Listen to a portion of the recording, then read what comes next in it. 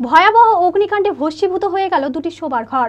কোনো রকমে প্রাণে বেঁচেছেন এক বিধবা ও তার বিশেষ চাহিদা সম্পন্ন ছেলে। রবিবার রাতে ঘটনাটি ঘটে চাঁচল 2 ব্লকের ভাকরি গ্রামে।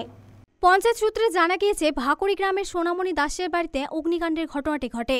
রাতে খাবার খেয়ে ঘুমোতে যাওয়ার আগেই দেখতে পান বাড়িতে আগুন লেগেছে। তার চিৎকারে প্রতিবেশীরা জড়ো হয়ে যান।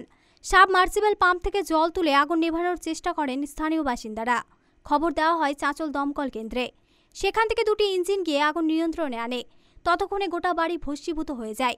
চাঁচল 2 পঞ্চায়েত সমিতির বিদ্যুৎ কর্মাধ্যক্ষ সুমিত দাস বলেন, সব শেষ হয়ে গেল। দমকলের ইঞ্জিন দ্রুত এলে কিছুটা বাঁচানো যেত। ওই বিধবার ঘরে মজুদ আসবাবপত্র, খাদ্যদ্রব্য ও নগদ টাকা সহ সবকিছু পুড়ে ছাই হয়ে গিয়েছে।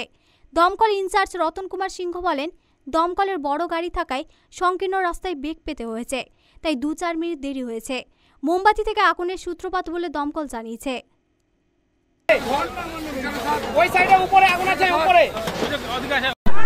আজকে ভাকরি অঞ্চলের ভাকরি বুথে আর কি এটা সোনামণি দাস বিধবা মহিলা এক হ্যান্ডিক্যাপ ছেলেকে নিয়ে থাকে।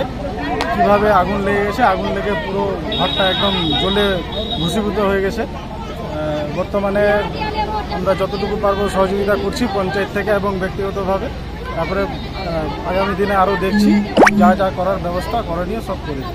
দুঃখ বিষয়, বাড়ির একটা নিরীহ মানুষ সম্পূর্ণ বাড়ি চলে গেছে। দমকলকে বলা হয়েছে, দমকল অনেক লেট করে এসছে। আগুন নিভানোর পর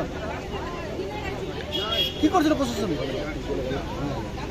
আগুন নিভানোর পর দমকল এসছে। আর 4 বাড়ি জ্বলেছে, ওই নিরীহ মানুষ কিছু নেই, নিশ্চয় হয়ে গেছে। একটা ডোয়েলিং হাউস ছিল, কভারেজ এরিয়া 500 স্কোয়ার ফিট হবে, আর 3 কাঠে তৈরি। তো গোটাটাই তো দাহ্য। এবার আমাদের কাছে কলটা আসছে রায়গঞ্জ থেকে, রায়গঞ্জ ফায়ার ব্রিগেড থেকে। তো আমরা আসছিলাম, প্রথমে বড় ইঞ্জিন নিয়ে আসছিলাম। আমাদের কাছে খবর ছিল, তাই সাংবাদিকও বলছে যে বড় গাড়ি ঢুকে যাবে। তো আমরা বড় গাড়ি নিয়েই রওনা হলাম, কিন্তু এখানে টার্ন নিয়ে আমাদের ঢুকতে 2-4 মিনিট সময় নষ্ট হয়ে গেল। পরবর্তীতে আমরা আরেকটা ইঞ্জিন নিয়ে আসলাম। দুটো ইঞ্জিনের চেষ্টায় আগুনটা ড্যাম্পিং করা। কতটা ক্ষয়ক্ষতি হয়েছে? ক্ষয়ক্ষতি আনুমানিক এখনো মালিকের সাথে কথা হয়নি, এরকম আছে আনুমানিক। ঘরটা তো সম্পূর্ণই ক্ষতিগ্রস্ত। এখন আসবাবপত্রের পরিমাণটা কী ছিল, আনুমানিক 5-7 লক্ষ টাকা তো হবেই। মালদা টুডে।